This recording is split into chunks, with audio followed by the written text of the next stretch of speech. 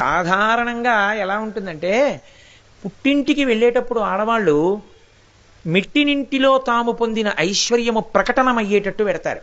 ఎందుచేత అంటే తల్లికి తండ్రికి ఎప్పుడూ ఏ ప్రశ్న వేస్తారంటే, అమ్మ నువ్వు సంతోషంగా ఉన్నావా నాన్న అక్కడ అంటారు. ఎందుకు? ప్రేమ కదా.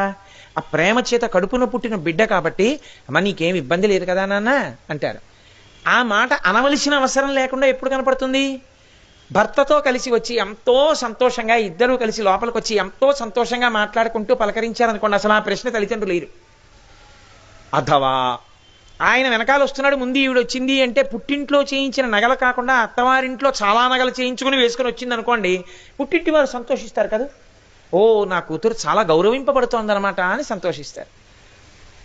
అలా కాకుండా వచ్చిందనుకోండి, కలుక్కుమంటుంది పుట్టినింటి వారి హృదయం. దక్షుడు తనని అవమానించచ్చు, కానీ దక్షుడి మనసు తానింత ప్రేమగా